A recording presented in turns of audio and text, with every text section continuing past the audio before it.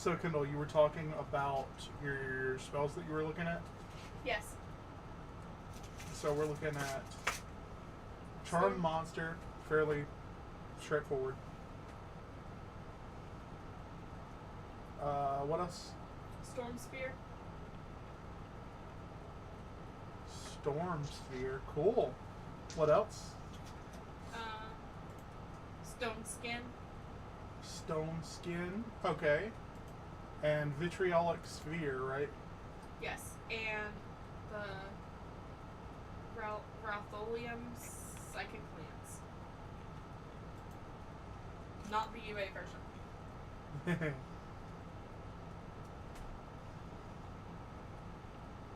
Ralathim's Psychic Lance. You enlist a shimmering lance of psychic power from your forehead at a creature that you can see within range. Alternatively, blah blah blah. If the named creature is within range, it becomes the spell's target even if you can't see it. Ooh! If the named target isn't within range, the lance dissipates without effect. The target must make an int save on a failed. It takes 76 psychic damage and is incapacitated. On a Wait until you get to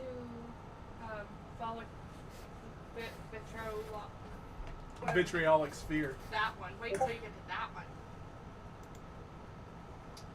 The target must make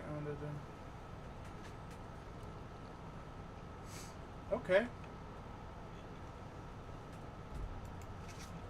So, and Vitriolic Sphere. Yeah, I approve of it. You can choose. You can take it if you'd like. You point in place in range.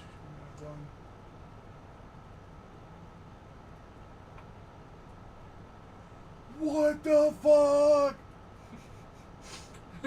Oh my god. Okay. I like it. I like it.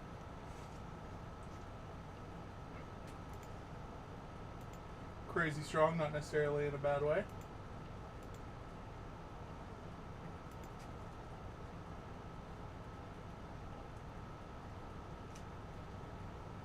Why does it show that I'm playing Smite?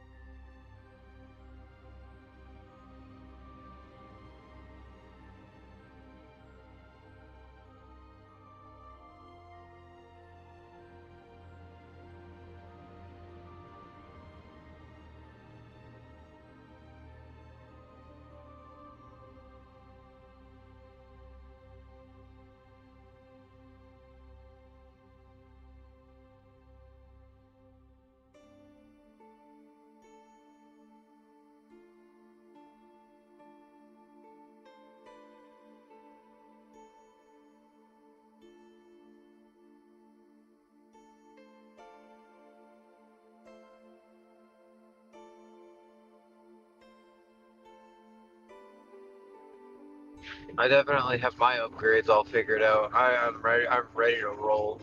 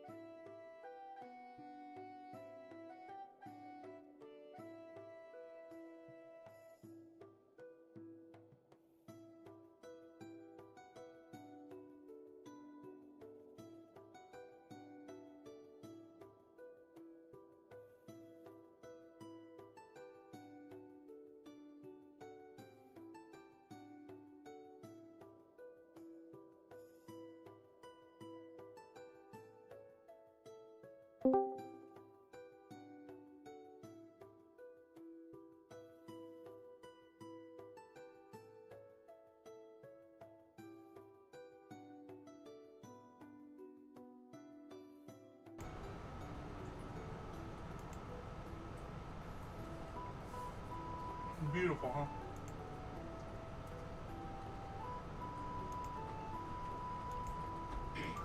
It is. I like it. His name is Gary.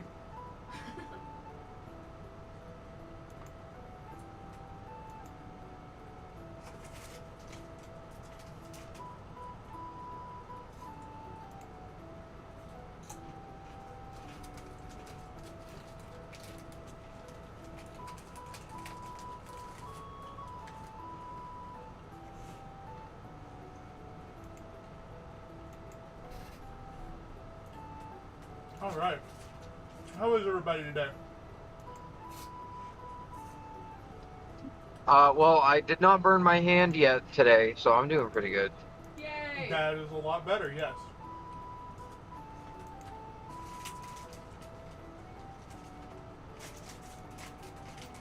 Get into character, man. Come on.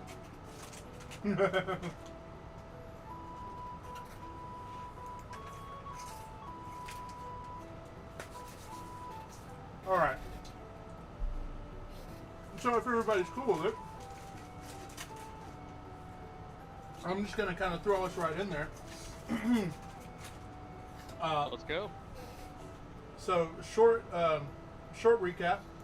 Let me switch over to the thing.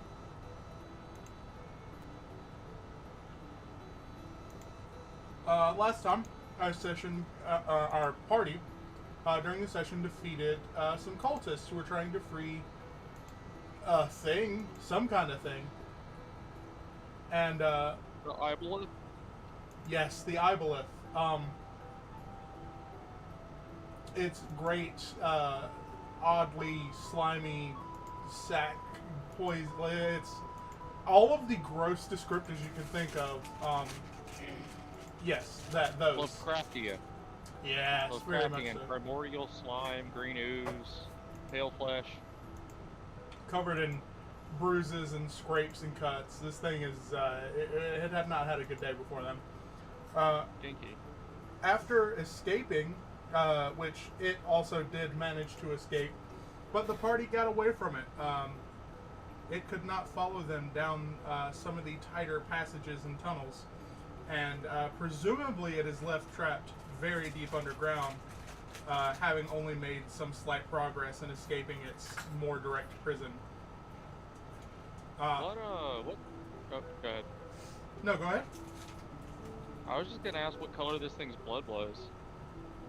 It was this kind of oil slick black kind of color, where it's got that shimmer to it, but it's got the one main solid color. Okay. Its blood was oozing all into the water. Yeah. And upon making it back to the surface, Wolfram handed off the unconscious body of Mermir and began to sprint to find Driffin in order to convene again. Finding. If I Say again? Sorry. No, Sorry. you're good. If I can interject, I didn't really make a decision on how I dropped him off, but I think it would be in character for Wolfram to just unceremoniously drop him and then run off and look for Griffin. Honestly, that's exactly what I was imagining. Basically, there's a carabiner on his belt that he's clipped to, and he just unclips it and runs.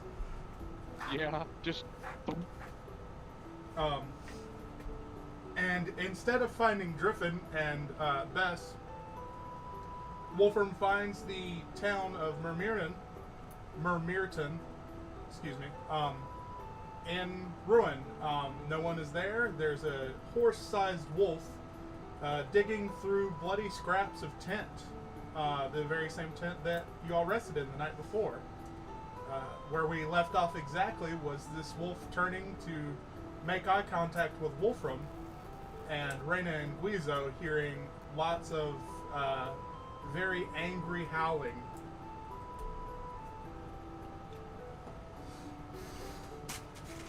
And we can pick up there. Everybody loves to do this beginning of the session. But how about we all roll initiative? Let me pull up my character sheet. Oh no. Oh no. I forgot how badly last session fucked me up. Yeah, Wolfram was bleeding heavily last time you saw him. All of his wounds from being bitten by the Megalodon have reopened. Oh, this is gonna be a fun fight. Alright, so we ended the last session with Wolfram going full wolf mode. Yes. Sorry. That initiative roll for Guizo is going to be a 5. Gotta love it. What you got for me, Rena? A 5. A 5? Almost a sure. You can go first. Okay.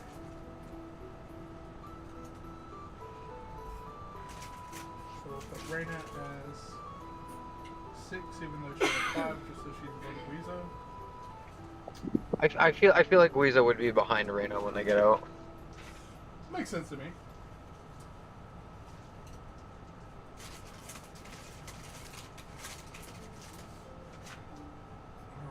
Alright. Did I miss your roll, Wolfram? 17 total. Beautiful.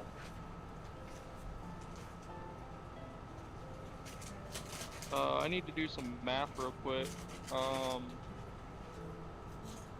Okay. Okay, the math is done, I believe. Well, that's great, because it's your turn. Awesome. I see this wolf with the bloody maw in among the ruins. Driffin is nowhere to be seen. I am horribly, horribly injured. Death by 1,000 cuts and all that. I've got many bleeding open wounds. And so I decide, well, it would appear that something has happened to Driffin and it is related to this beast. And I'm by myself. There's not any chance of collateral damage, or maybe not as much. I'm gonna face off this. I'm gonna give myself the best chance I can to face off against this thing. Mano a mano, wolf against wolf. And I'm gonna fully allow myself to transform. Eyes glowing red, a swirl of black and red, fur spinning in fury, and you know, a 400 pound, 8 foot tall beast of fur, claws, fury, and teeth. And I'm gonna take a step forward. I assume 17 is the first in the initiative. Yes. And I'm just gonna bum rush this thing. And I'm going to attack it with my claws. Actually, yes, I'm gonna attack it with my claws. Reckless attack it. So, does a 19 hit? A 19 does hit. Okay. It is knocked prone because I rolled a 19 and a 20. Beautiful. Before I roll my damage, I'm just gonna keep attacking if that's cool with you. Yeah. Yeah. All right. I'd rather get it all at once. Does a 11 hit? An 11 does not hit, unfortunately. Okay, that's fine because that was the lower. So the other one was like 18, which I don't know why I was bothering with that one. I already knocked it prone. Anyway, so both of those hit, and we'll go ahead and roll the damage on those. Awesome. 9 plus 10, 19 slashing damage from 2 rakes of the claws. I knock it on its side, and then I go in lunging for a bite. So there's the 19 slashing, and does a 26 hit. That hits. Okay, let me find a D8 real quick. That is only 6 piercing damage, so 25 damage total, mix of piercing and slashing. And as I bite into it and the blood gushes out, Wolfram's eyes glare. They kind of glow a little bit more brighter red for just a moment as he tastes the blood, and his instincts go into overdrive. All right, that is my turn. I have knocked it prone and bitten into its neck. Beautiful. This is just a knock, right? This is not a grapple. Yes, it is prone. It is not grappled, Cool. so it can stand up. And why? Hold on. If I had thought of it, I would have grappled it, but completely honestly, I just forgot.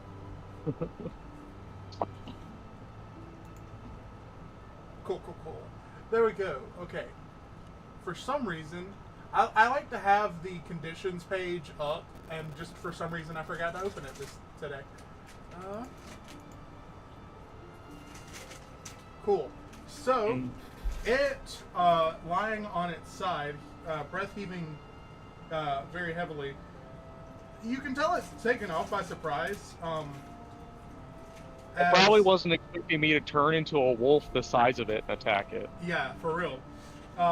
As it, the silky kind of salt and pepper fur that it has kind of sloshes into this like oily tentacle shape, and then splits into two, and one of its tentacles helps it stand up, and it is going to attack you. Okay. Does it have normal blood? Because I did bite it.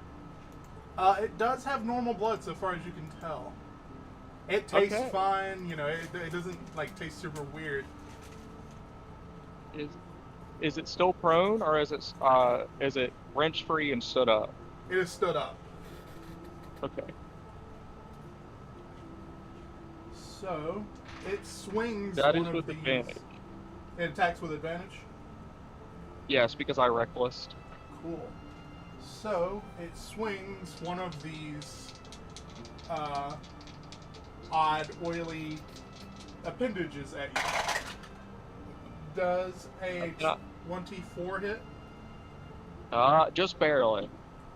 So it lashes at you, and this tentacle slams into your chest, wrapping around you for 10 bludgeoning damage, and you are grappled. Okay. Reyna, you are up. You and Guizo, I'm going to say, are standing nearby each other within 10 feet and are about 90 feet away from the action. You can probably barely see it over the hill, or not over the hill, over the wall surrounding the well. You just kind of see fur and hear howling. Okay,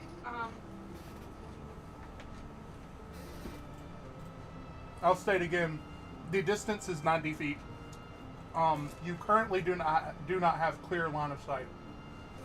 okay, so if I were to move my movement speed 30 feet. Yes, you can get within clear line of sight. You would be 60 feet away from the action. Can I still do an action after that? I can't remember. Yes, you get your action, your free action, your movement, and your bonus action. Okay. So I want to go ahead, as my bonus action, I want to equip Dragon Breath. Okay. And then I'm going to go my movement speed 30 feet, and I want to cast Frostbite. Frostbite. Is that a save or is that a spell attack? I can never remember. That is a save. It's a con save. Okay.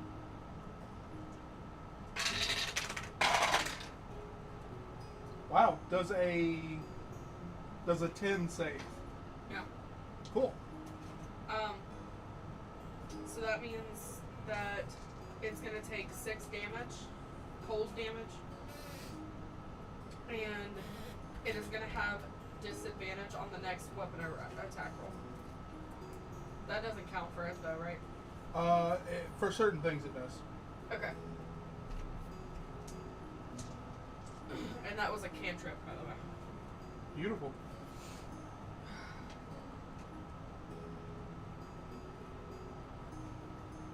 Really good turn. Awesome turn efficiency. Thanks. Guizo, you are up.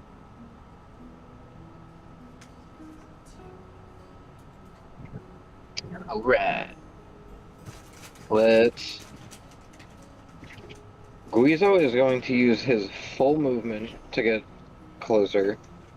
And then we are going to.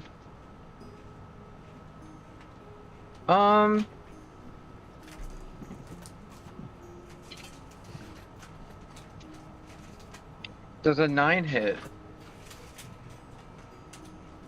A 9 does not hit, unfortunately. Alright, so I attempted Eldritch Blast, but to no avail. Don't you get 2 beams? You attack twice? Yes, you get what your Oh. 6th level? Yeah, you get 2 beams. Oh, well, Target that was an 8, so. They both miss.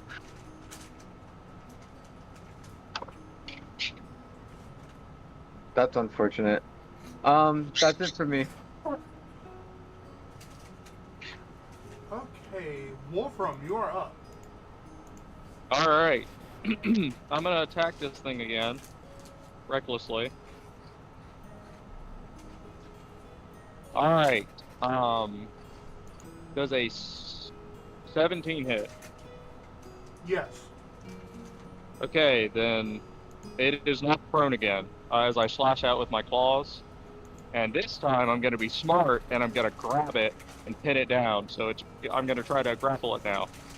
That is an opposed athletics. Or acrobatics if you would like.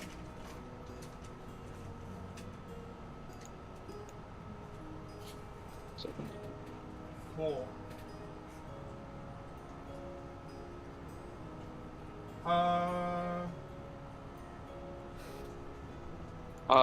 that's a 23 athletics that you gotta be. I'm pretty sure. Nope, does not beat it. Okay, it is knocked prone and grapple. I'm going to bite it. Well, I'll go ahead and roll the slashing damage. That is 10 slashing damage from the claws. Awesome. And now I'm gonna bite it again. That is 13 piercing damage as I bite into it again, and my eyes glow red as I taste its blood. Beautiful. Let me check to see how many times I can bite. Okay. Oh, I guess. Okay, there's not a limit on it. Never mind. So, That is my turn. Sorry. Okay, I think you'd recognize this. Wolfram, if anything, this blood to you, you know, why don't you, I'm trying to think if you would just get this because of, you know, who you are and your character's whole thing. Maybe? Probably not. I mean, unless if it has something to do with specifically my whole thing. Yeah, I think we'll wait on that. Okay. You can privately message me if you're not sure. But, oh shit, let me open this up. Okay, I was just running. Okay, sorry.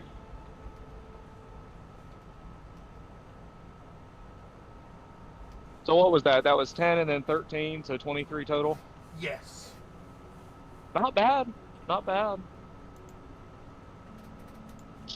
25 and 23 on 2 rounds. No, that's a really good turn. I am grappled, but I don't think that affects where I'm at because I didn't have to move. So No. So it becomes 0. condition ends if you go. To break the grapple, it is a contested, right? Right, but I didn't use an action to escape. I just allowed myself to remain grappled and then grappled it in return after knocking it over. Which I Yeah. think you can do. I mean, that makes sense to me. You know, lean into it.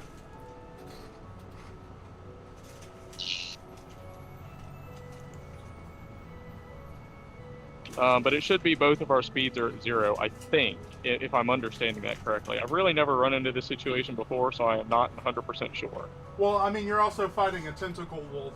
Like, you know, Yeah. it's not exactly conventional.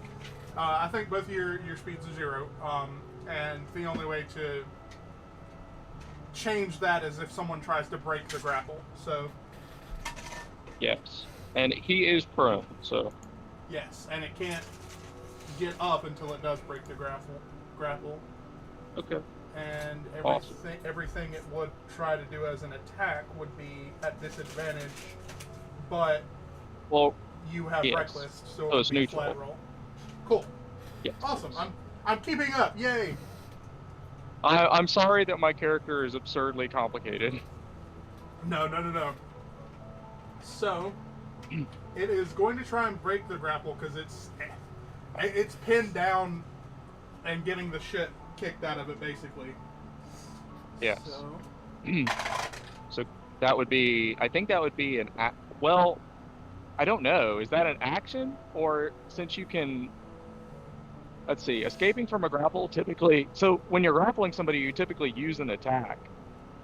To escape from a grapple, do you have to use a full action? I don't actually know. I mean, that makes sense to me. I'm going to say it's definitely at least a bonus action, and in this scenario, I think it counts. It feels like an action right now, is what I'm trying to say. I do have the combat section pulled up. If you want me to check the ruling really quick. Sure. Okay. Ranged attacks, melee attacks, grapple. Okay, grappling. When you want to grab a creature to wrestle with it, you can use the attack action to make a special melee attack. If you have multiple attacks, you can replace one. The target of your grapple must be no more than one size larger than you. Escaping a grapple. A grappled creature could use its action to escape. To do so, it must succeed on a strength, athletics, or dexterity acrobatics check contested by your strength athletics. So they do have to use an action to escape. It's easier to get into a grapple than it is to get out of one, it looks like. Yes. And it rolled a 3, so I don't even think you can roll below that, so...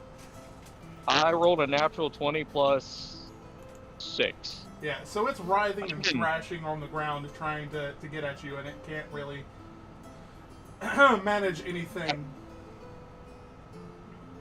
Nice. Alright. It is...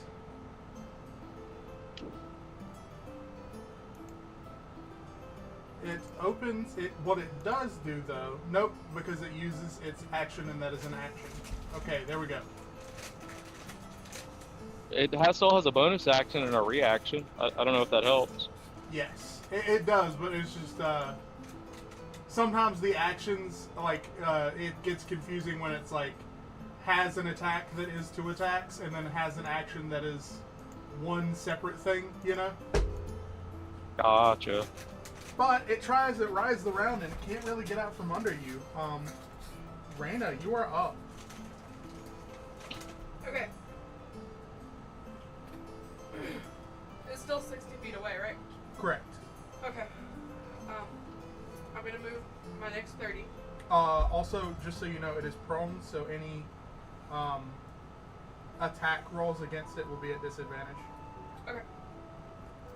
Technically, I'm over it too, and I think last time we ruled that I would be providing cover, Yes. which I think So that- sucks, but also, yeah.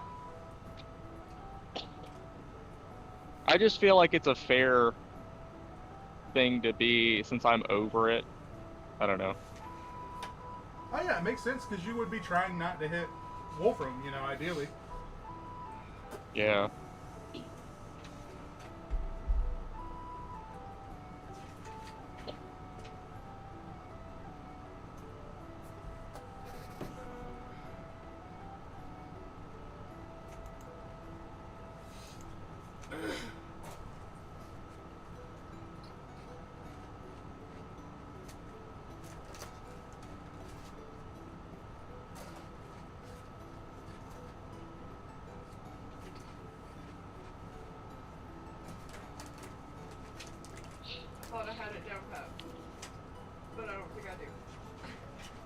It, um, if I may, do you still have Sacred Flame? I do. Sacred Flame specifically ignores cover, and it is a saving throw, so don't have disadvantage. You couldn't have disadvantage. And it's 60 feet. If that so is I'll any go help ahead and use that one. whatsoever. Okay. You must save on a dex saving throw, please. Remind me. Can you upcast Sacred Flame, or is that a cantrip? It's a cantrip. Okay, cool. So I need a dex save? Yes. Yeah, but the wolf doesn't benefit from cover because Sacred Flame specifically ignores it, I believe. Correct me if I'm wrong. Yes.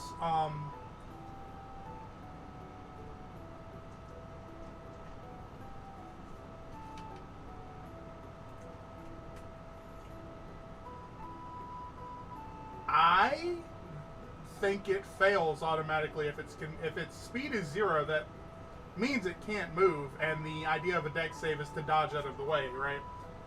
I think it can't move right now. I will say restrained creatures have disadvantage, I think. But I don't know if grappled and prone creatures do. It would be in the conditions for sure. Yeah. But like theoretically, since we are grappling, it could see the Sacred Flame coming and like roll me into the way of it or something. Yeah. Restrained does have disadvantage, so we'll see what happens. But neither of us are restrained. We're, let's see, grappled and prone. A 12 does not save, does it? No. Awesome. Takes 13 radiant damage.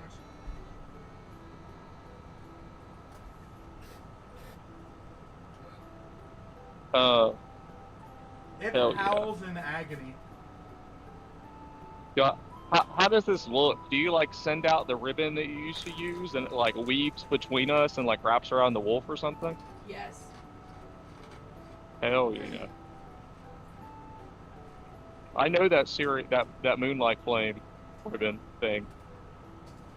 Yeah, it seems to especially not like this. Like, it's made small yips and groans as it's been attacked, but it really lets out a full, like, horrific, echoing, kind of multi-layered yowl at this. Weezo, Blood you're up. curdling.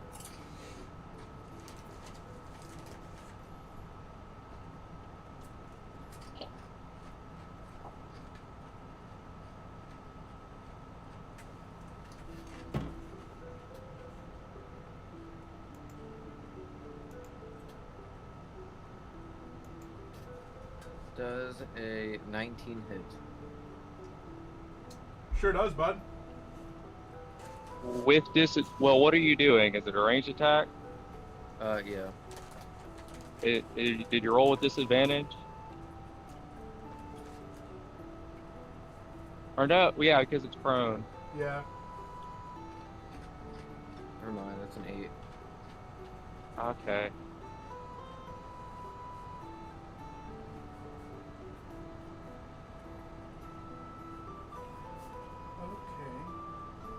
So that would bring it back around to Wolfram. Okay. I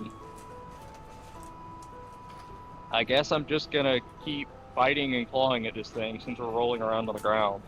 I've already got it grappled, so I might as well just keep attacking it. That is a 22 for the first attack, a 24 for the second, and a natural 20 for the third. Yeah, all 3 hit. Awesome.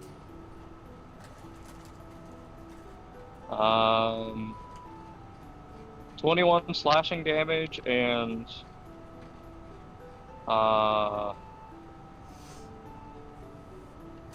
16 piercing damage. Beautiful. So you have defeated this odd wolf thing. And here's what Okay. happens. I bite into its neck. Yes.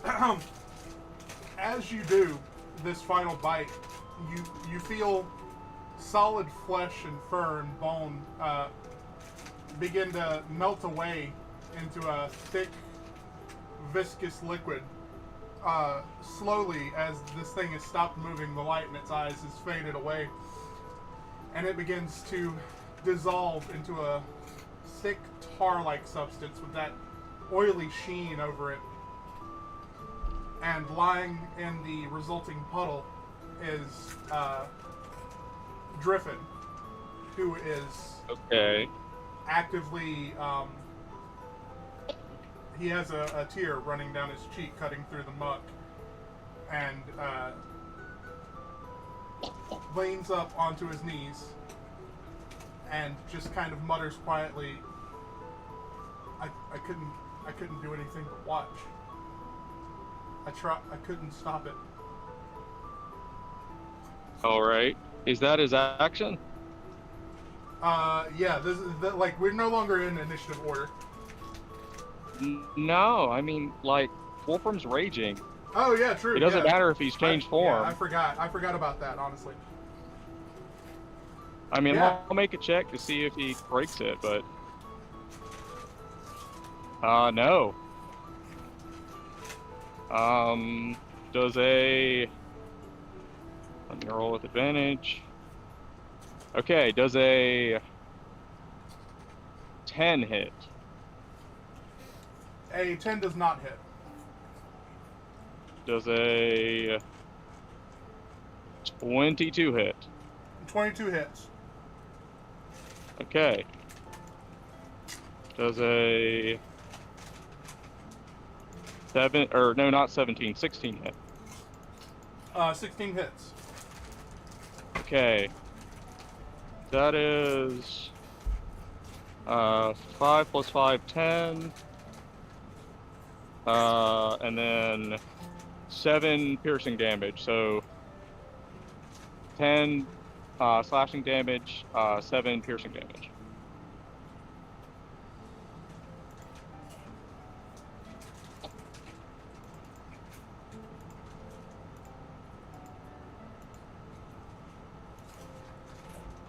Cool. All right, that's my turn.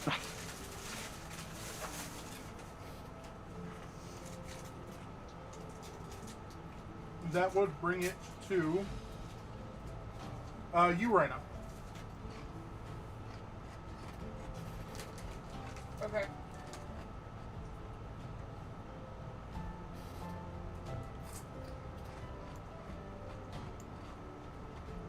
I'm confused. I thought you said we were at an initiative order. What happened? I honestly, I forget that Wolfram has to save out of his rage when he's disraged. Yeah, level 3. Gotcha. So, basically you can choose to pass your turn or do whatever, but, you know, the sight in front of you is that, Driven sits, in this puddle of muck, in front of full rage Wolfram. Okay. Or the wolf, I suppose, but yes.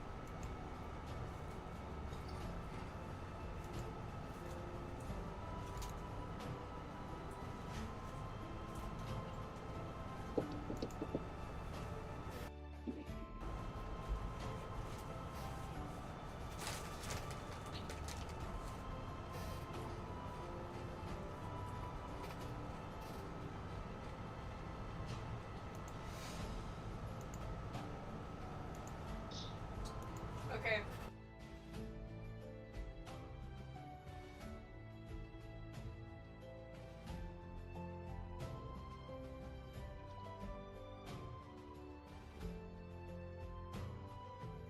If we're counting rounds, this is round 4, correct? Okay.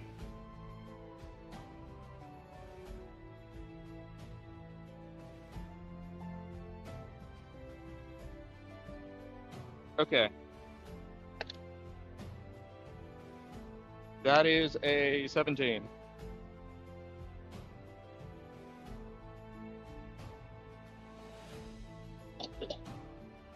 Wolfram has a lot of constitution. Constitution's the thing that stops you from dying, and Wolfram is very good at not dying. That is completely understandable.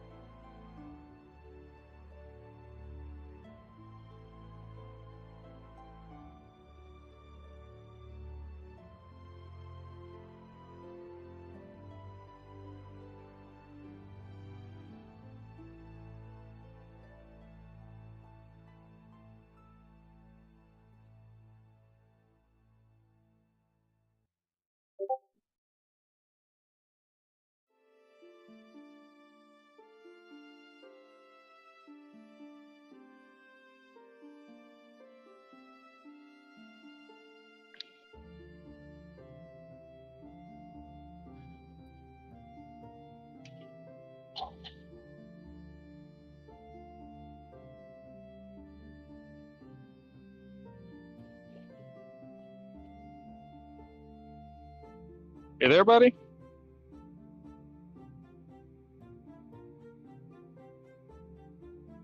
Hello? Can you hear me? Yes, we can hear you. Okay, cool.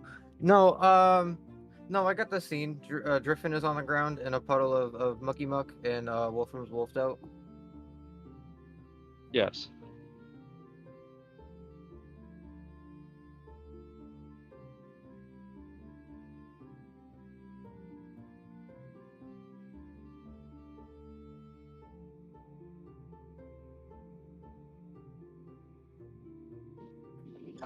Wolfram, can you make a wisdom saving throw for me?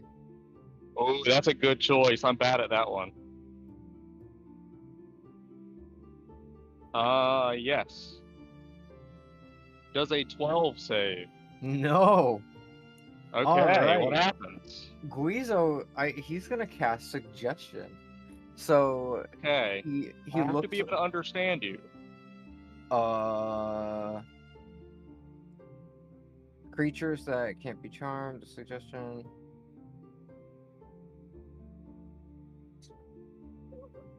Wait, can he understand? That's a good question.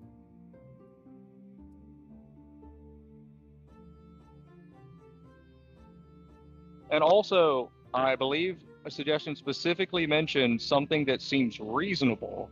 Does anything seem reasonable to an insane wolf monster? No, but that doesn't mean that Guizo's not gonna try.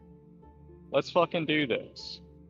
Yeah. So okay, even I'm not gonna read the spell description anymore. So Guizo's just gonna look at Wolfram and he's gonna be like, "All right, Wolf, it is time to just take a deep breath, in and out. It is time I'm to surprised relax. he didn't say drop it. Drop it, boy! Drop it!" Okay, can I make a wisdom saving throw to save out of it with advantage because of his spell? Okay. Okay, that right there is a 17. Guizo yelling, "Drop it!"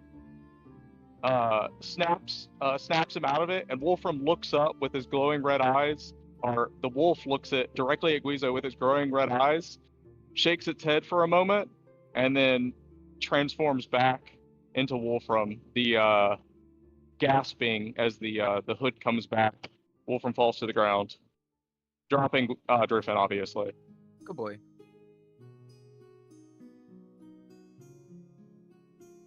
Okay.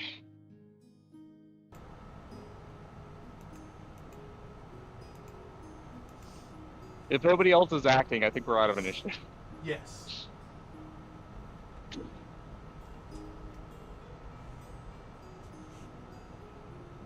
All right. So yeah, I mean, this is the scene before you. Driffin honestly almost seems nearly catatonic, just in a state of shock. The environment around you is in complete disarray. Where these are all stone buildings. They're not knocked over and destroyed, but there is a lot of damage.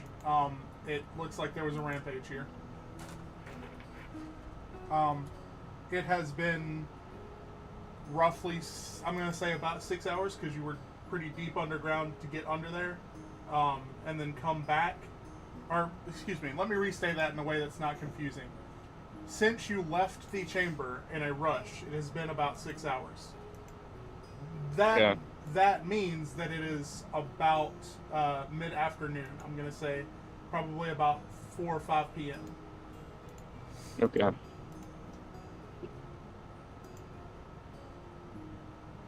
Is all of our like stuff gone? The stuff we left behind? The tent that you had left your stuff in as kind of in disarray. You could look for it. It's mostly a heap of shredded canvas and tent poles. I don't think it would take too much to look through it. So you can find your stuff. There's some damage to stuff. Your packs could use a little mending and such. But mostly all of your stuff is there. I don't think Wolfram would be able to do very much right now. After the day we've been through, he's got like quite a bit of negative effects on him. I don't think he's doing super well, just health-wise and otherwise. So I'm not even. He's conscious technically, but he's like weak, like probably has a difficult time standing. 100%. That's understandable. I'm sure everybody's not feeling too great, and Wolfram being the tank of the party, taking most of the hits, is not feel good. So I'm gonna say, after a few stunned moments of silence, where basically everyone is kind of gathering themselves, digging through the rubbish, Mimir wearily, groggily approaches you all, coming from the area of the well. Before that, I think like as we kind of come to awareness after like a moment of stunned silence, I think Wolfram just asks, "What happened?" Driffin stares into dead space, silent for a few moments. And he finally looks up at you and then ducks his head, kind of. And he says,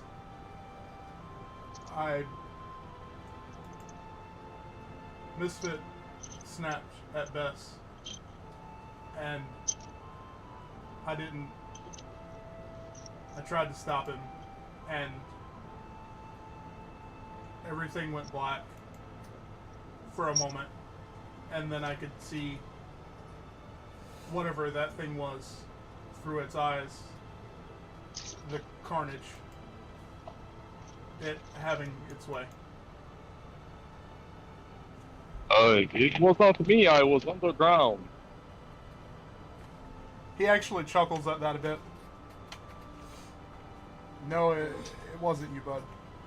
It really wasn't. What? So, this wolf was you? I don't know, honestly. I hope not. Wolfram has not stood up off the ground at this point, and he just pulls a flask out and takes a very long drink and then hands it to Driffin. I think Driffin looks at it for the barest of moments, kind of looks at it, skeptically, takes it and takes a long swig himself, and hands it back to you with a grunt. Guizo, Yes. was it you that stopped me? The wolf. Yes, I told you to put him down. I thank you for this. I owe you a great debt. Guizo closes his eyes and smiles. If I had known it was you, I probably would not have done that, but I suppose we all bear our sins. So Bess is dead then?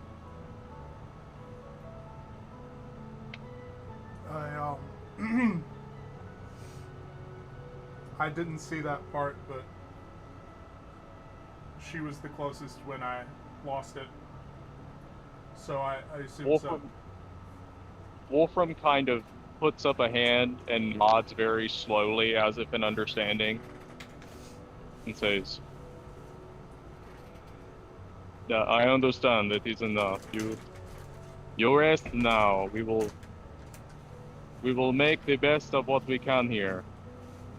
Guizo, Reyna, can you look for survivors? I cannot stand."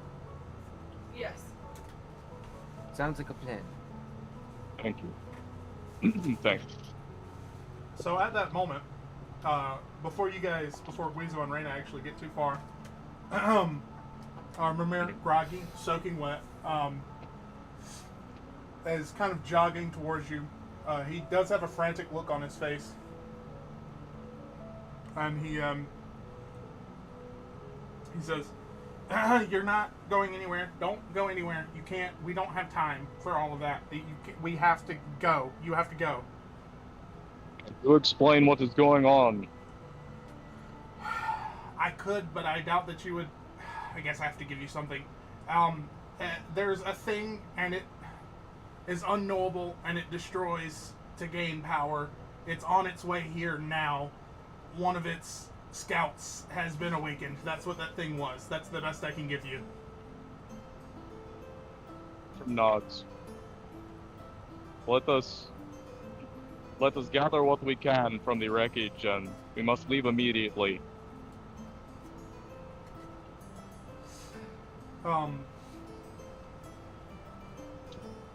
You are granted a couple of minutes. The entire time, Mimir is frantically digging through his notes in his half-buried building and rushing you all along the whole time, just like not being actively about it, but just like, staring at you as you dig through things, being very passive-aggressive about that, like, come on, let's go. Luckily, Wolfram carries most of the things that belong to him on his person, because he doesn't really have very much, and he's used to traveling in the wilderness.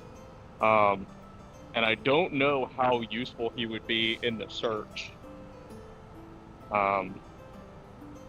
Like I said, it appears to be very weak right now. Oh, yeah. Mostly he just spends most of the time, I think, while you guys are gathering things up, like, trying to stabilize his legs and stretching a little bit so that he can be ready to leave when it's time.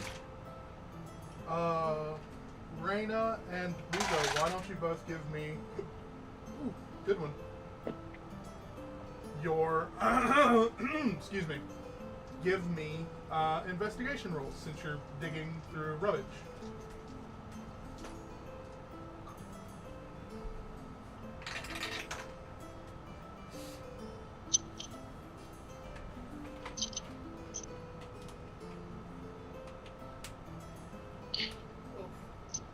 It's a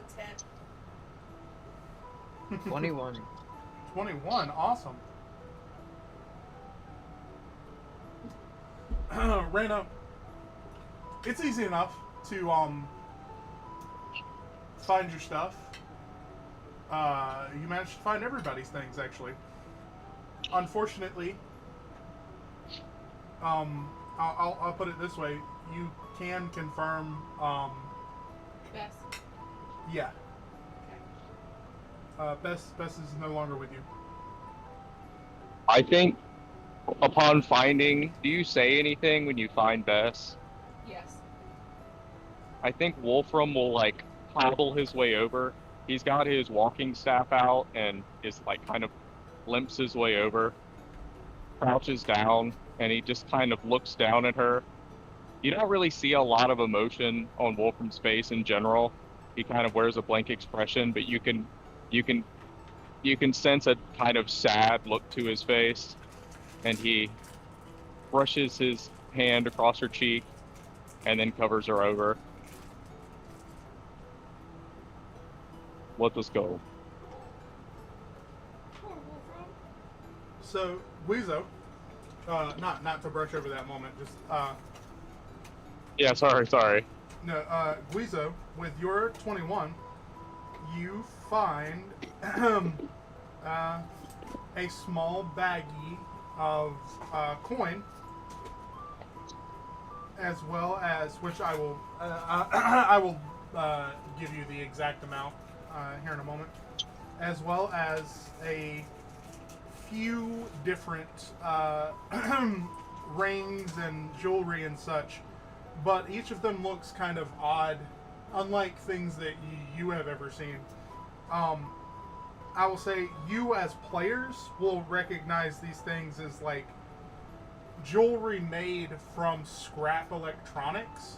So like a necklace made from the concave lens or the fisheye lens of a camera and wiring as the actual necklace part.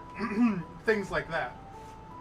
There's a few rings made of copper wire with, again, like lenses and straight up like polished silver emulated stones set in them and such. One of them does look very familiar, in a way, to the ring that Reyna has, the Melf's Meteors ring.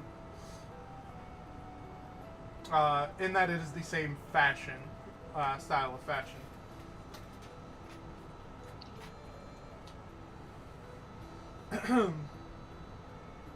So after gathering items, Mimir begins to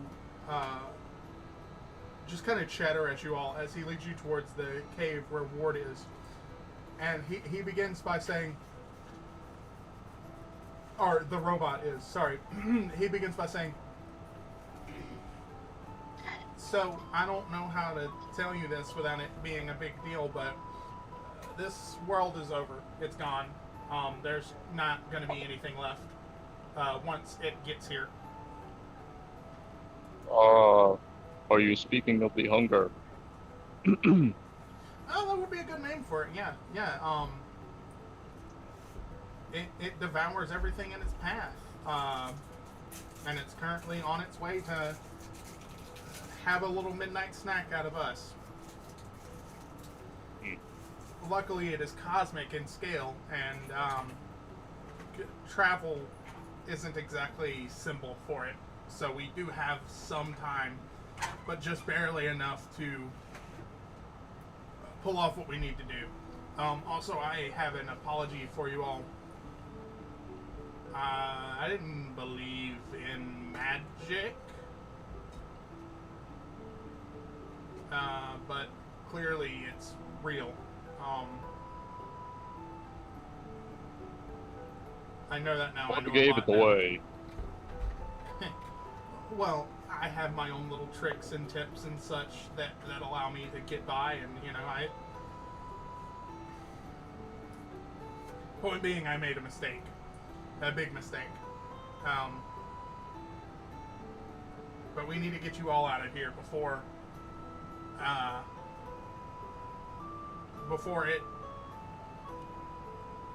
it gets here, and it's not going to be long. At this point, you have reached the room, the stone room. Okay. What was, this mid-afternoon, it should have still been kind of sunny, a little bright. It's,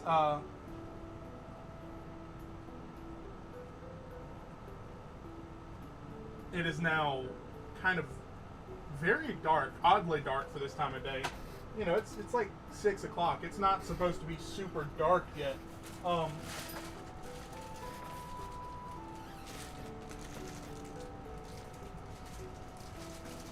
And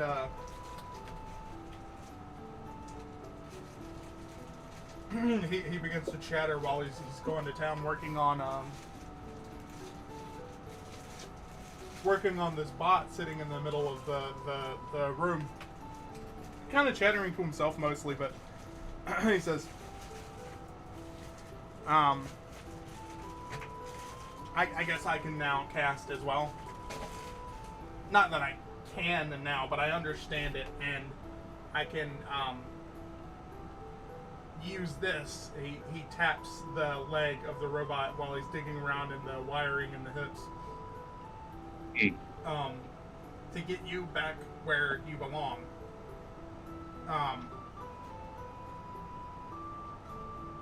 Yeah, so, that's all. I just need, let's see.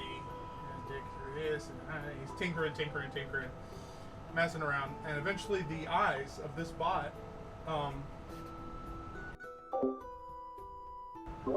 light up, and,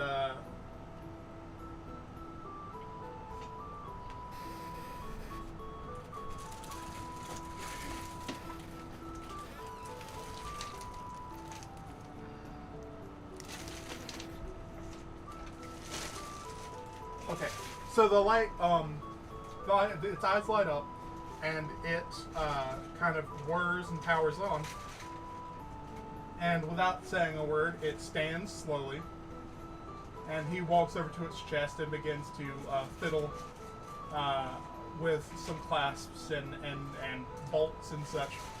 Just doing things that, you know, generally are very sciencey, that aren't easy to explain to the common man. And eventually it kind of stands a bit stiffer and turns and walks around behind the shelf, or not the shelf, sorry, the seat that it was seated in, faces the wall and begins to fall apart into these nanobots like you have seen before. It makes this frame, and as this frame, you know, clicks together, these little like ant-like robots, you know, finding their place, wiring together, making this almost door frame. You feel the earth beneath your feet begin to shake and rumble. In a quick fashion, it starts very slowly and gently, almost unnoticeable, to where you are rocking on your feet. And Mimir, the whole time, has not stopped murmuring to himself. Notices the shaking of the ground beneath his feet. And he says, finally addressing the group rather than speaking out loud to anyone, it's time. We have to go. Get ready. They're here, and it seems like they're not happy. Yeah. So, yeah, here goes. And he takes out a scalpel from one of his waist pouches and swiftly cuts the palm of his hand. And in the dirt by the foot of the portal frame begins to draw these runes. Runes that you have not seen before. Guizo, to you, they don't necessarily translate into anything, but you can kind of tell what they mean, and it's sort of a protection as well as a teleportation set of runes. And he says to you all as a group, alright, now, you all stand in this semicircle here, and we will finish the ritual here. Get you sent on your way.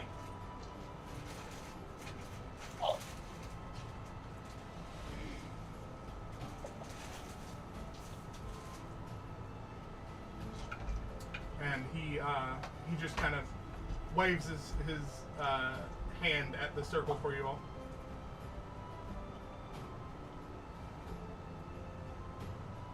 I guess let's go. Okay. Yeah, I comply. I don't see any reason why we wouldn't. Cool.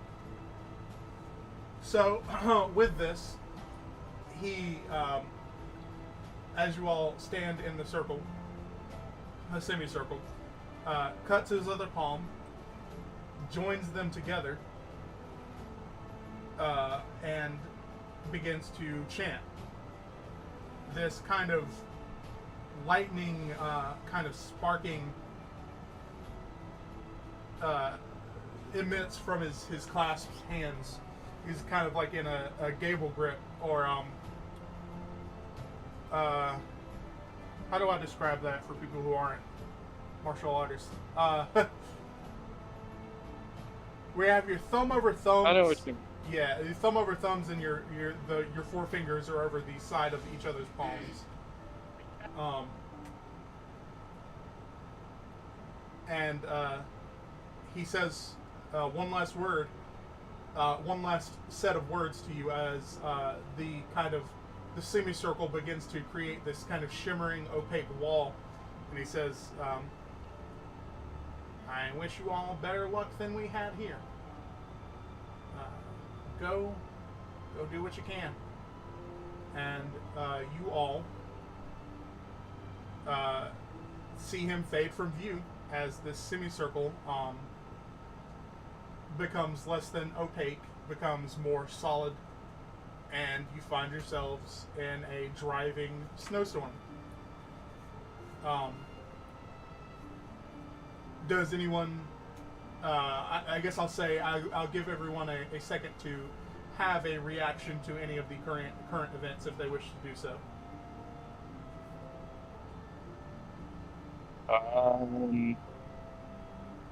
Can I make a check to see if I realize that Mimir is planning on staying behind by his actions and words? Yes, I will say 'Cause that. I think that is the case. Yeah, no, like I think Okay, go ahead. that's apparent. If yeah, I wanted that point to be got across. So yeah, I think you Right. you just understand that. No, I'm gonna grab him at the last second. I'm gonna grab him by his shirt collar and pull him. I dig it. Okay, That's beautiful. so make What sort of action is that? Athletics, dexterity? I think I was going to say acrobatics because you're like darting out and grabbing him, right? Yes. So to me that feels that feels very. Oh, I think acrobatics is the next closest thing. It's a general dex check for sure. Okay. Definitely dexterity to get my timing right. Okay. All right, I can roll a dex.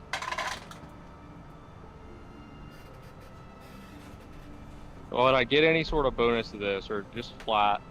I mean, plus dex. I think whatever you think is an appropriate dexterity-based skill. Okay. I mean, a pure dex check makes the most sense. I just don't have a super high plus to that. I'm trying to think if I have anything that would give me advantage on this. Can I do it? Not really. Can you do what? Can I do it? Because I have a +3. I mean, yeah, you could also do it if you were thinking of it, or like whatever you want to do. Cast a spell, grab him, whatever. I'm gonna say we're treating this as like a reaction, so pretty much anything you can do as a reaction.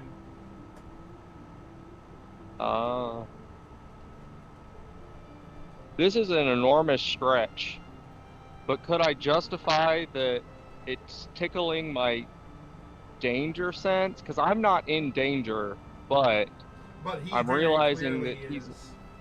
yeah, that he's about to leave himself behind. Is there any way I could justify that? I mean, I recognize that is an enormous stretch.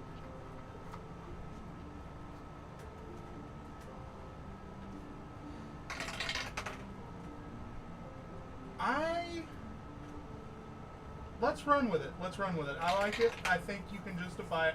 The way you justified it makes sense to me. So yeah, let's run with it. You get your danger sense. Oh man, guys, Mimir. I hope one of you guys can save Mimir because that is a 10 total. I got a 17. There you go. Okay, so here's kind of what happens. Wolfram, you do manage to grab Mimir's like the front of his shirt, but it because he wasn't expecting someone to try and grab him and pull him through. It tears as you're frantic. You try and grab his shirt. You don't get a great angle. It's it's good. You got a grip on him, but it's not the best angle in the world. And he's a lot shorter than you, and it was very last second. Oh shit! Kind of decision. You don't really. And then Raina's hand pops out, and she deftly reaches on the inside of his collar, along his collarbone, grabbing the back of his shirt. And as one, you both pull him over the line, and find yourselves in this driving snowstorm where you can barely see a hand in front of your face. Okay.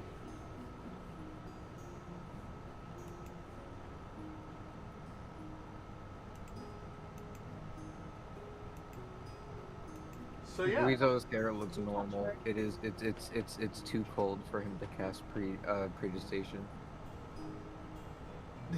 so what does Guizo's hair look like when it's when it's normal then? It's red. Yeah, it's just like a bright, fiery, natural red.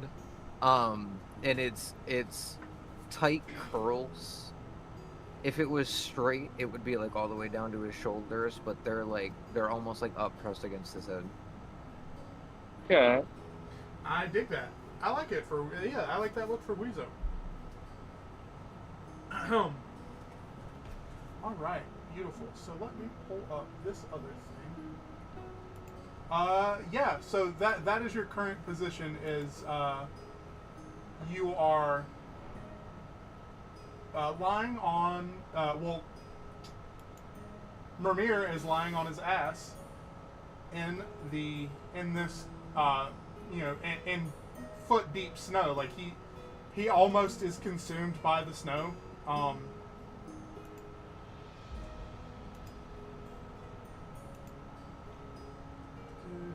He's being held up by Raina.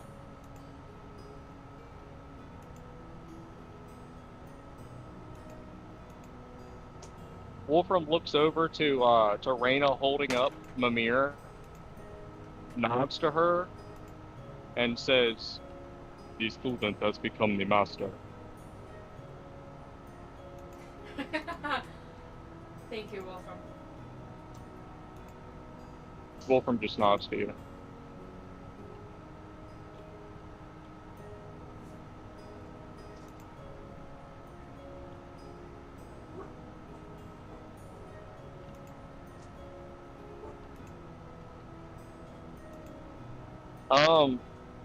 Can I step away for just a few minutes? I need to count a bunch of tools. Yeah, you're good. Go for it. Okay. Actually, we'll go ahead and we'll use that as a short little break. If anyone has to use the bathroom or refill their water or whatever, go for it now.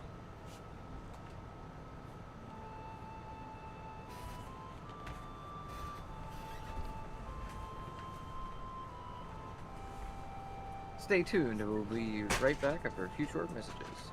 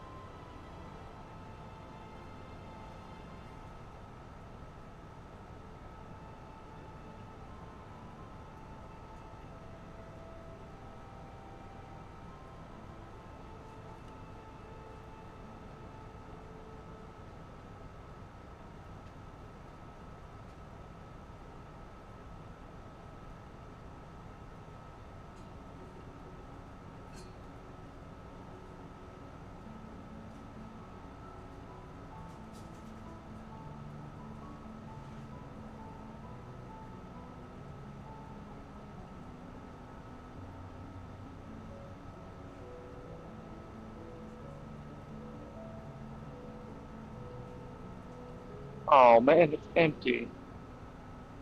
Okay.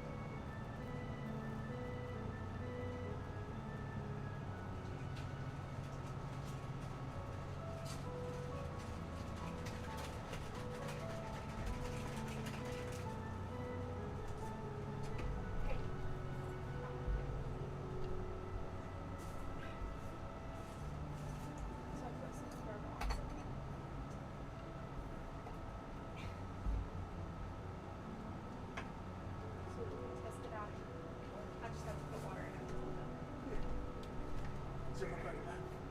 Huh? Zero better than that. I think so.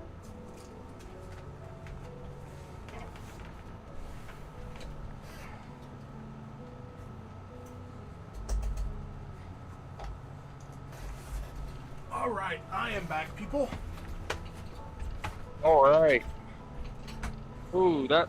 Oh, this is bad. Okay, we got a gnat infestation. I'm gonna take the trash out. Jesus Christ, dude! How can they leave this shit like this? Are you at work? Yeah, I'm at work. Somebody put Yeah, it's Friday. There's some fruit in a trash can in the center of the shop, and it's swarming with flies. So I'm gonna No. take it out. Oh, grody.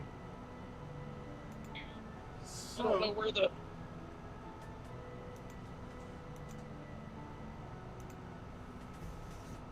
oh, I like that a lot.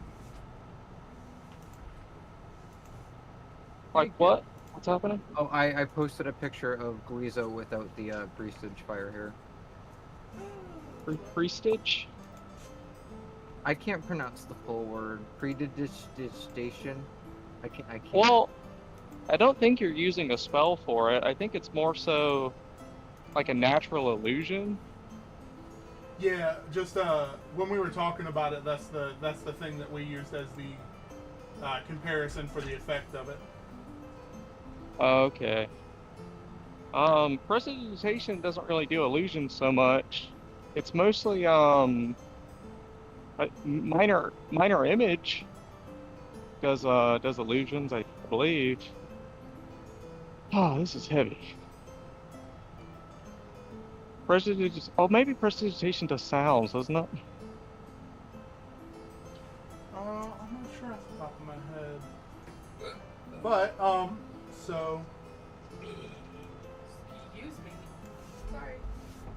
Reyna Mermir climbs to his feet, and he says to you in a frantic voice, "You have no idea what you've done. Oh, you've doomed yourself. I can't. You should have just left me behind." Why did we doom ourselves? Because I'm not from here. They'll follow my scent. Like a rabid dog. It doesn't matter if you're not from here, and if they do follow your scent, we will fight them. This isn't something that you can fight. Do you not understand that? This is beyond all.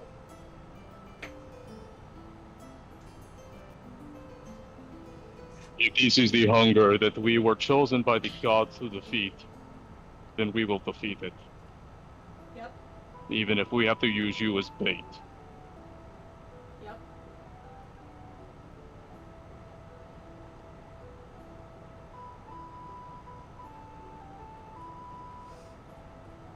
Because I am struck by this. He is struck by this. Yeah, Wolfram's very striking. And he's very silent for a moment, and he says finally, well, let's at least get out of this godforsaken snow. Alright, let's I find a like it. place I've to stopped put- slipping. Yes, that is a good idea. Driffin points at a light far in the distance and just kind of nods and says, "It's probably our best bet."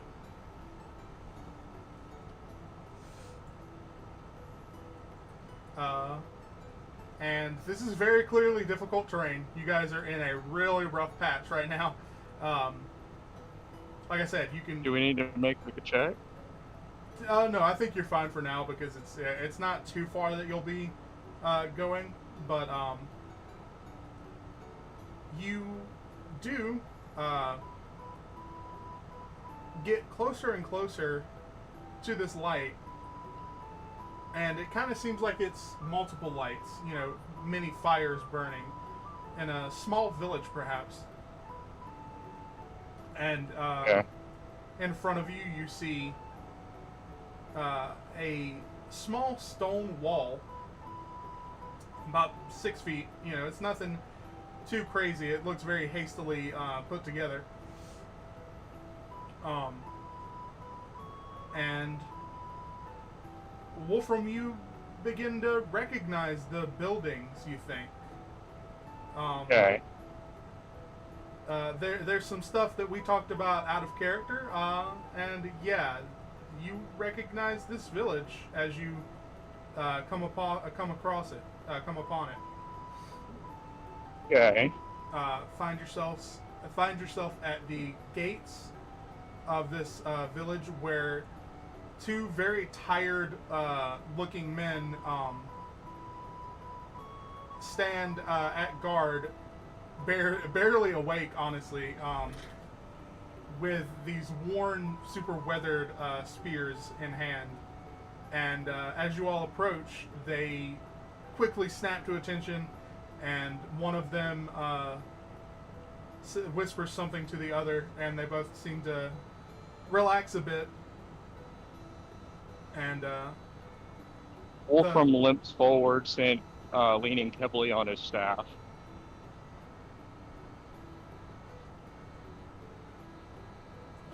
Oh, what's the name of this village, by the way? Do you have one? I don't have one. I figured I would leave that up to Wolfram as the player character. Okay. I mean, I have a database of names. If you don't, you know, have something in mind.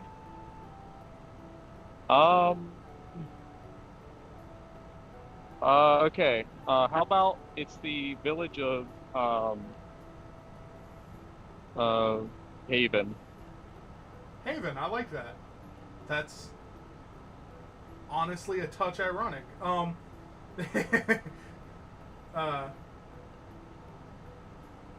So as you limp forward, with your walking stick, one of them again whispers to the other one.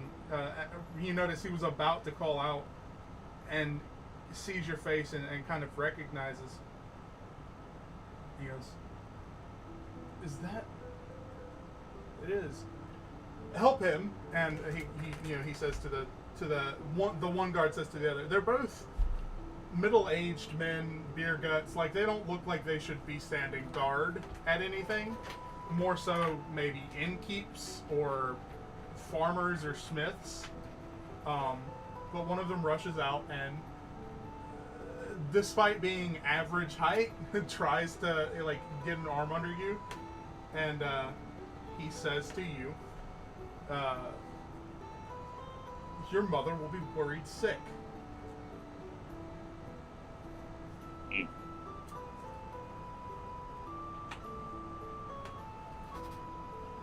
She is well then? She has been, yes. Well, aside from current events.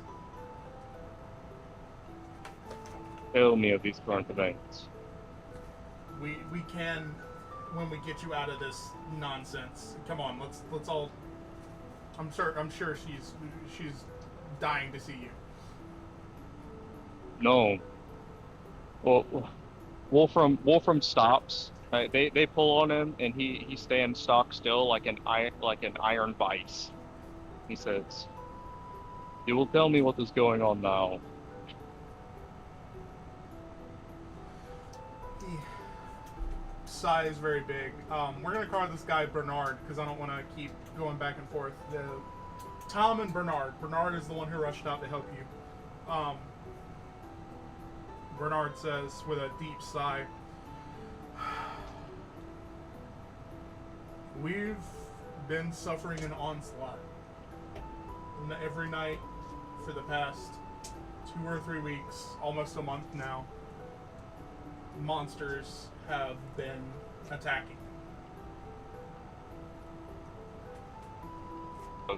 How many have died? A few, more than we would have liked, but not a lot. It's been 8 deaths. And of my family? Of your family, luckily none.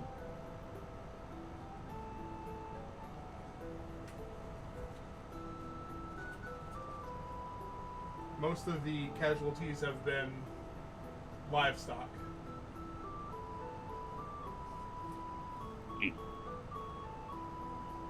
8 men and more livestock. Yes. Luckily no women or children, just the, I guess unfortunately as well, those young and strong enough to stand up and fight, who bravely protected us all. Carry on. I can make my own way. I know the way.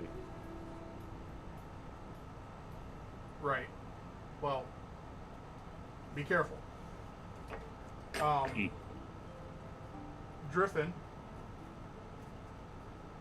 Reyna, and Guizo, you follow a limping Wolfram into the town. It's not a huge town. It's there's maybe 20 homes.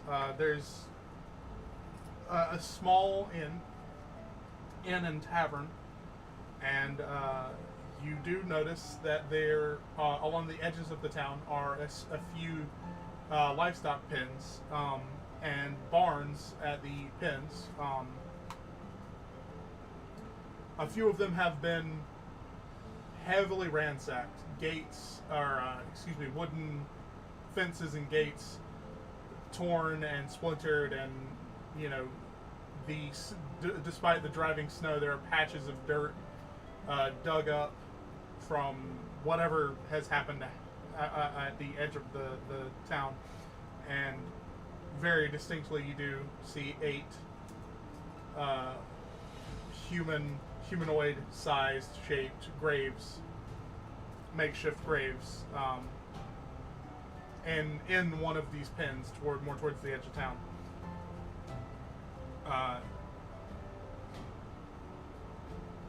You are. Go ahead. Wolfram will stop at the graves for a moment. He's quiet, closes his eyes, and then carries on. God, I like Wolfram. I like Wolfram's character a lot.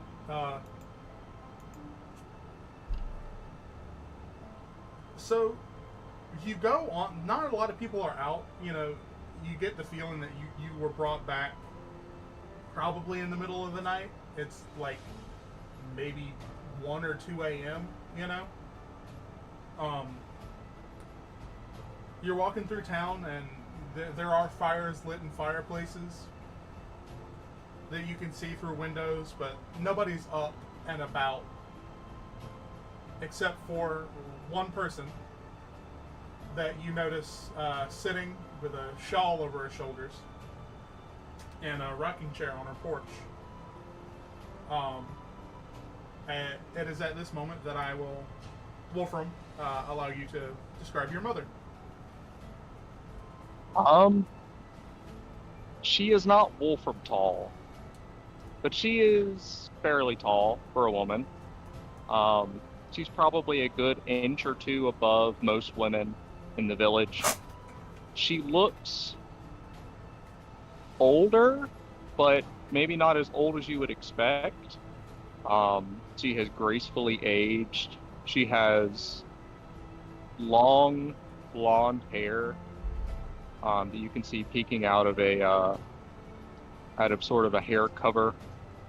You know, it's cold here, and she has a set of piercing blue eyes that seem familiar, like Wolfram's.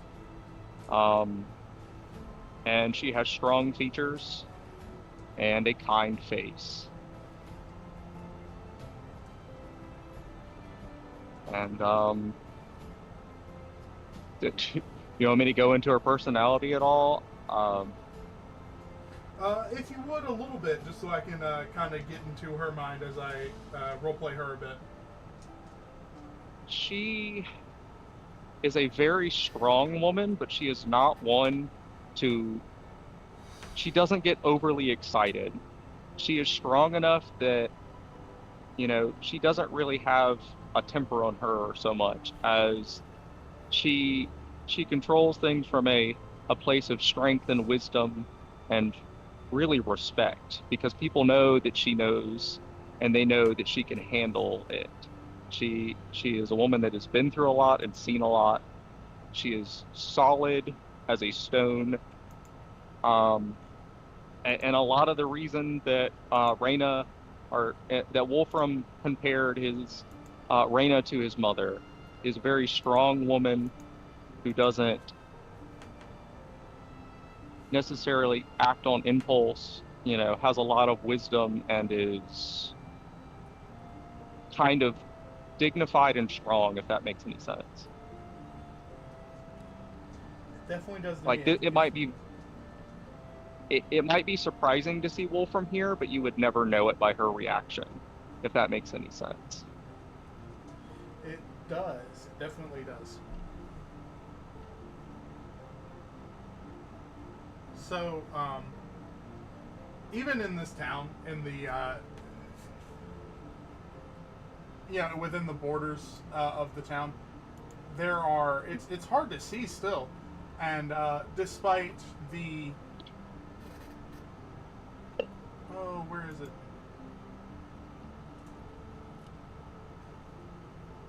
There it is. Okay. Despite being so close, you know, you're just down the walkway, maybe 10 feet from Wolfram's mother.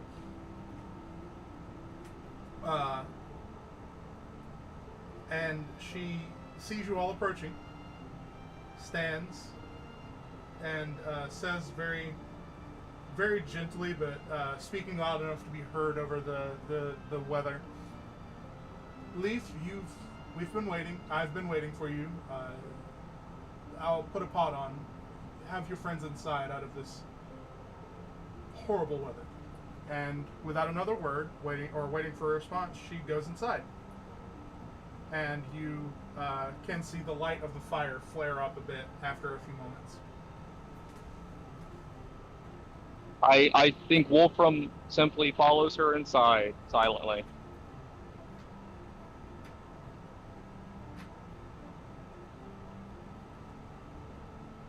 Follow as well. If you guys want to stop him and ask him any questions, you are welcome to. But if you just want to ride along and see how this goes, feel free.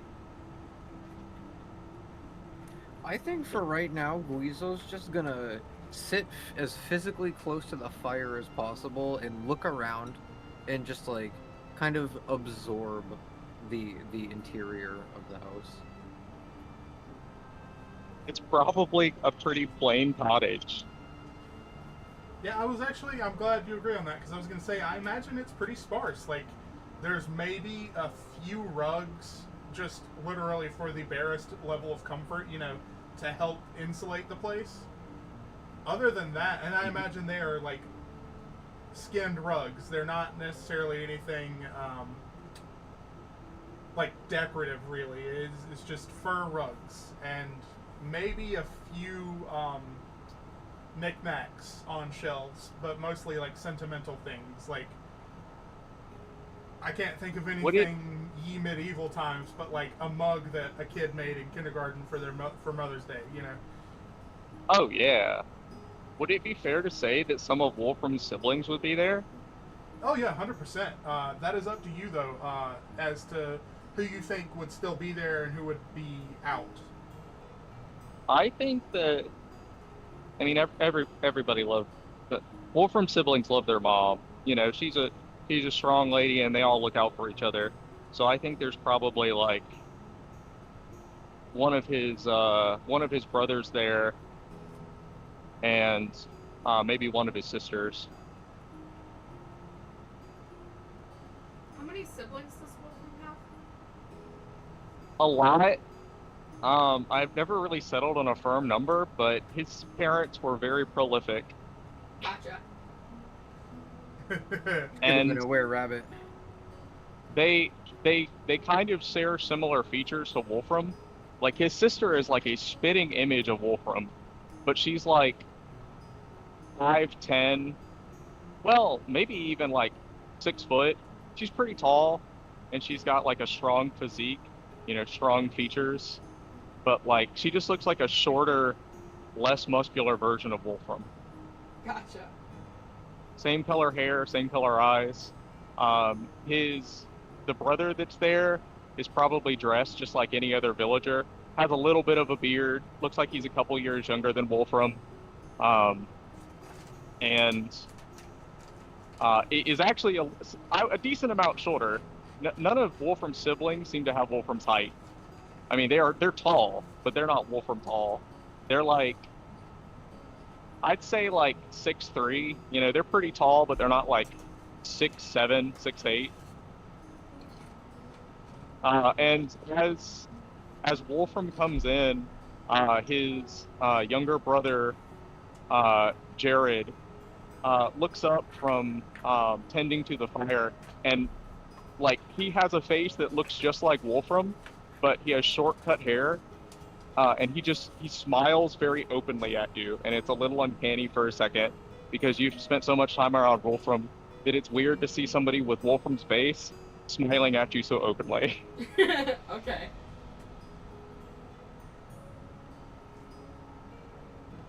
Wolfram. Sort of that vibe. I love it. Sorry, go ahead. Excuse me, holy shit. Suddenly, something in my alright? throat. Oh, I had something caught in my throat all of a sudden. Fuck. I'm good though. Alright, good. Not like I had eaten a pork rind and I think it was just dry and I didn't realize how dry my throat was until I opened my mouth to speak. I That's fair. I completely understand. I have done that. I have a question for Wolfram real quick. Sure. Is Weezo the- asking it, or are you asking me? I'm asking if any of Wolfram's family members has a reaction to Guizo as he gets to the fire. His hair kind of comes back into like the fire shape. I think maybe his mother played it cool, but his younger brother and his younger brother definitely is surprised to see somebody following Wolfram in, but you don't know if it's because of your hair or if it's because Wolfram brought home friends. Okay, that's fair. But you might assume that it's because of your hair. But the secret might be is that he's surprised that Wolfram came with friends. And maybe, yeah, Jared would like smile at Wolfram and then see people coming in behind him and kind of like blink and smile at them, maybe walk forward, put a hand out and be like, "Are you Wolfram's friends?" Yeah. Yeah, he has friends.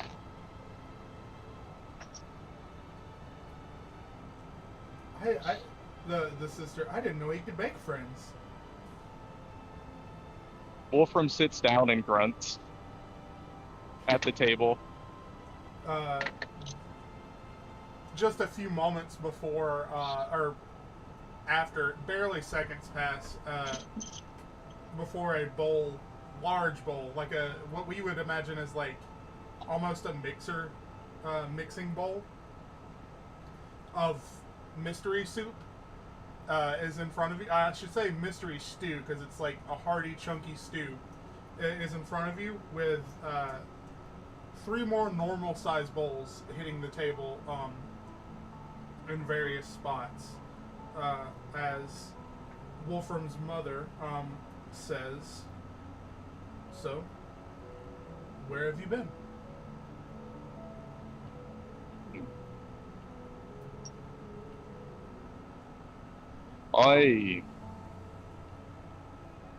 Go ahead.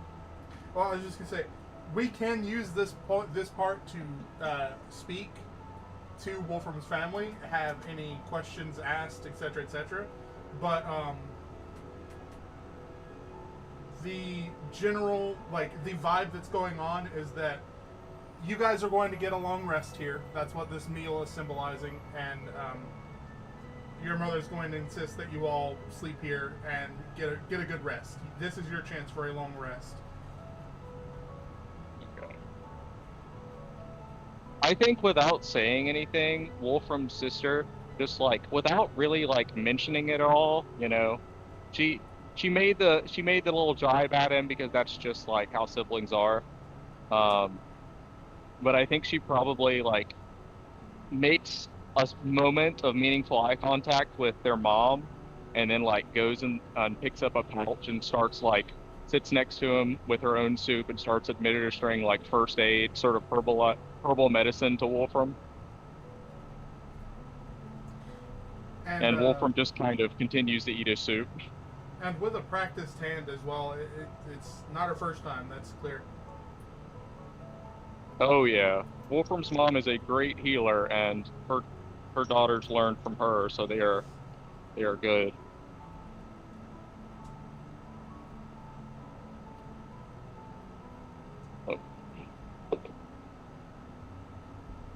Oh. Cool. So, yeah. But yeah, so this is downtime. You're unless you explicitly are like, no, I don't want to eat my soup and take a nap. Yeah. Wolfram needs a nap. He knows he's not him when he's hungry. I think like, yeah, as he eats the soup and maybe there's some like light discussion over the table, like Wolfram when his mom asks about like where has he been, he kind of gives like definitely not enough details and very vague like description of kind of what he did. Like, I did some traveling to the south.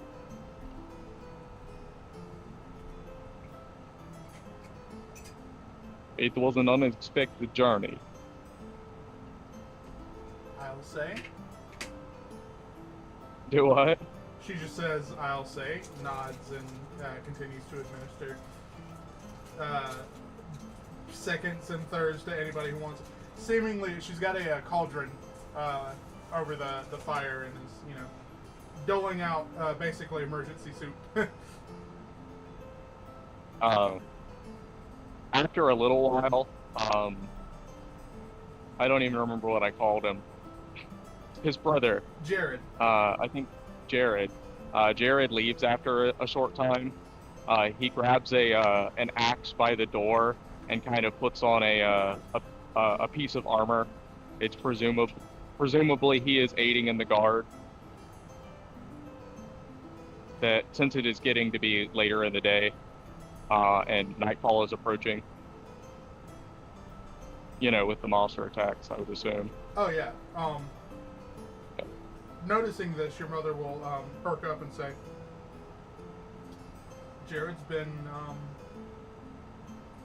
quite the quite the town avenger. One of his friends passed. He unfortunately saw it happen. It's clearly affected him, but you know he doesn't want to talk too much about it. But since then, he's been taking shifts as often as he can, as often as they let him. Wolfram slowly nods. Wolfram thinks for a moment and says, "Father would be pleased." She has kind of a curt grin when you... is curt the right word? Boy? I think. I need to don't Google know. it now because I'm not sure.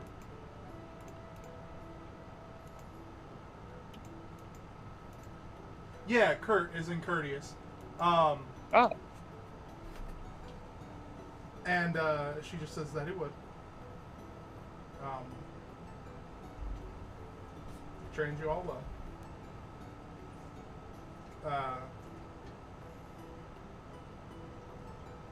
It hasn't been happening every night, so I don't want you all to go out there right now.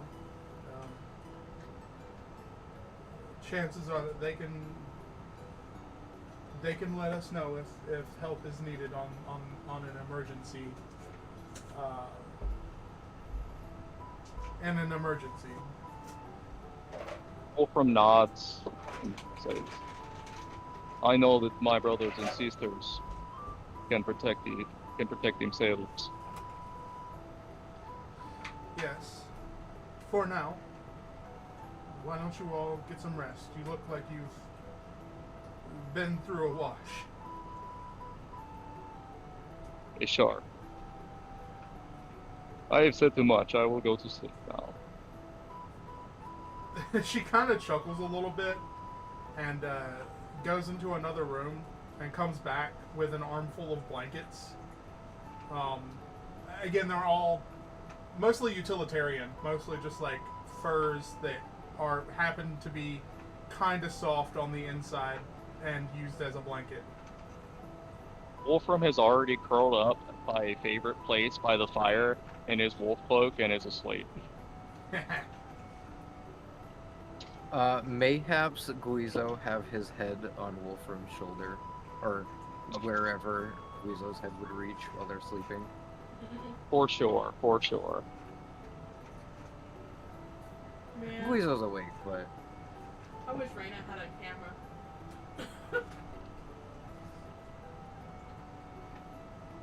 I'm sure we can find a spell for that.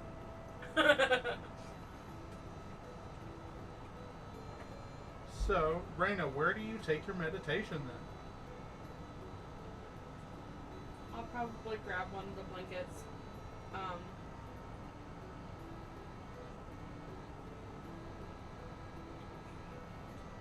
And go to one of the corners of the room.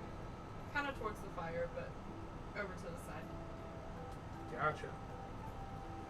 Like where I can still feel the warmth, but not too close to anybody.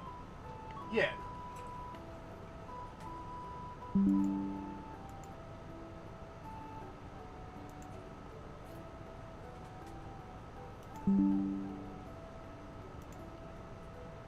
Alright.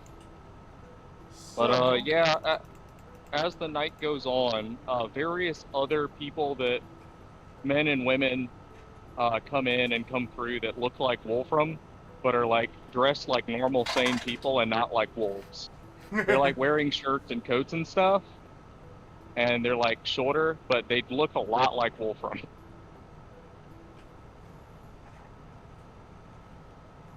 They kind of stop in for some stew, or, like, briefly come through and pick something up and then leave. Because we are getting to rest, are we taking a long rest? Yes, that is what this is. Thank God. And also, when you awaken from this rest, you will all be level 7.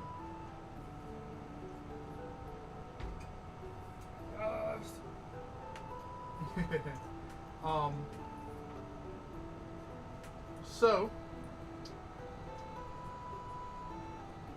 Wolfram, you are actively sleeping, right? Oh yeah, unconscious. Okay, cool. So, Raina, when you come to, out of your meditation, you find on the floor in front of you a small scroll tied with a leather string, and in the bow of the string is looped one of the rings found in the rubbish. It is a copper wired ring with a shiny blue glass stone. And here is the note. It is ciphered a bit. You will see symbols on that note. Those symbols represent the Celestial language. And because you speak Celestial, I have the cipher for you. I just, wanted to give you the ability to see the note. What happened to Griffin and Mimir? Mimir is angrily napping, sat up against one of the walls. When you come to, you don't see Griffin anywhere. Okay.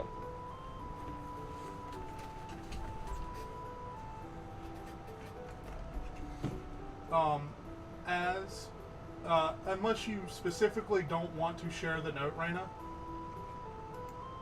I am going to read it out. So, do you share the note with the party, Raina? Yeah, I figure it will. Okay. So the note reads as follows. I'm sorry.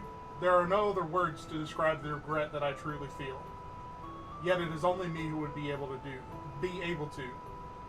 Forgive my actions, friends. They were not all my own.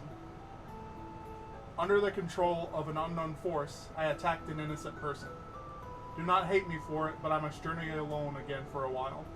To return when I find the answers I'm searching for. Until such time, no one should take the chance at locating me, for I will take action to keep myself safe. For now, I'm going to go see a lady about a dog. Griffin.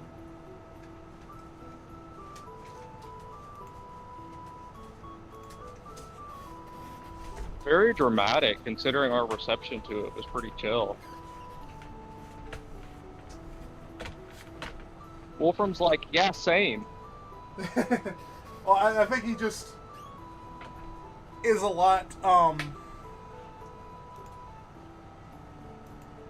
hasn't had nearly as much time to think about it and process it in any way. Wolfram takes it as a, yes, of course, this is what you do. It's just the very obvious outcome. Yeah, Wolfram's like, yes, that is correct. That is what you do. As you'll remember, Wolfram was living out in the wilderness by himself at the beginning of the campaign as well.